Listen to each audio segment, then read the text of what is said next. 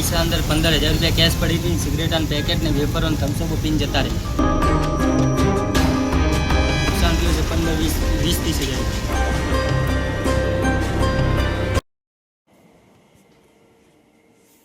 બનાસકાંઠા જિલ્લાના ડીસા પંથકમાં તસ્કરો ફરી એકવાર હરકત પર આવ્યા છે. માત્ર 10 જ દિવસમાં ડીસા શહેરમાં બીજી મોટી ચોરીનો બનાવ સામે આવતા વેપારી વર્ગમાં ભારે ફફડાટ ફેલાઈ ગયો છે. જીઆઈડીસી વિસ્તારમાં આવેલા એક ગૃહ ઉદ્યોગ અને 2 પલારમાંથી 1 લાખથી વધુના મુદ્દામાલની ચોરી થઈ છે. દેખાતા આ દ્રશ્યો ડીસા શહેરના જીઆઈડીસી વિસ્તારના છે, જ્યાં તસ્કરોએ પોલીસ પેટ્રોલિંગની કાર્યવાહી સામે ખુલ્લો પડકાર બનીને ઊભા છે. મળતી માહિતી મુજબ પ્રભુ ગૃહ ઉદ્યોગ અને રત્ન એન્ટરપ્રાઇઝમાંથી તસ્કરો દ્વારા રાત્રિ દરમિયાન ઘૂસીને મુદ્દામાલ ચોરી કરવામાં આવ્યો છે. ચોરીનો આંકડો રૂપિયા 1 લાખથી પણ વધુ હોવાનો પ્રાથમિક અંદાજ છે. આ માત્ર 10 દિવસમાં અગાઉ પણ આ જ વિસ્તારમાં ચોરીનો બનાવ બન્યો હોવા છતાં સુરક્ષા વ્યવસ્થા વધુ સજ્જ ન કરાય એ ગંભીર પ્રશ્ન ઊભો કરે છે.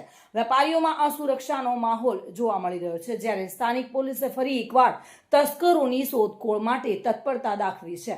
ડીસા દક્ષિણ પોલીસ મથક દ્વારા તપાસની કામગીરી શરૂ કરવામાં આવી છે અને ચોરોને ઝડપી લેવા નાઇટ પેટ્રોલિંગ વધુ મજબૂત બનાવવાની આશા વ્યક્ત કરાઈ છે. સમસ્યા એ કે રાતે 2:30 વાગે ખૂબ ચોર આવ્યા, બધું ફોડીને બધું લઈ ગયા. પૈસા અંદર 15,000 રૂપિયા કેશ પડી હતી, સિગરેટ અને પેકેટ ને વેફર અને થમ્સઅપ પીને જતા રહે. અને બીજું માતાજીની ચૂંદડીને બધું રમણ ભમણ કરીને જતા રહે.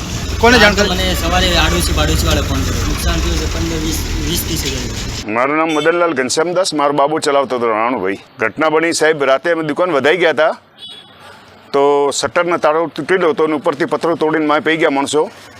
15,000 રૂપિયા કેશ હતા અને બીજો માલ લઈ ગયા. સિગરેટ અને પેકેટ, થમ્સઅપ ને એવું, વિમલ, જાફરી, તાનસન અને એવું બધું લઈ ગયા છે. મેં પડીકા બીજા ખાઈ ગયા છે ને શટર નહીં તોડી ગયા. અમે રાતે તો સવારે આવીને જોયું તો શટર તૂટેલો હતો અને તાળા ઉપરથી પથ્થરો તૂટેલો હતો. અને સાહેબ અમે મજૂર માણસ મજૂરી કરી ખાઈએ, એવી ઘટના બને, પોલીસની જાણ જરૂરી લેવાની છે સાહેબ. જુગલભાઈ મહેશ્વરી, પ્રભુ ગૃહ ઉદ્યોગ નામની અમારી ફેક્ટરી જીઆઈડીસીમાં પ્લોટ નંબર 30માં આવેલી છે. જે ગઈકાલે રાત્રે અમે રાબેતા મુજબ 7 વાગ્યાની આસપાસ વસ્તી કરીને ઘરે ગયા અને રાતના ટાઈમે, એના પછીના ટાઈમે, રાતે કયા ટાઈમે ચોરી થઈ કોઈ અંદાજ નથી, પણ સવારે 7 વાગે અમારા માણસો આવ્યા ને એમનો ફોન આવ્યો કે શેઠ કે શટરના તાળા તૂટેલા છે અને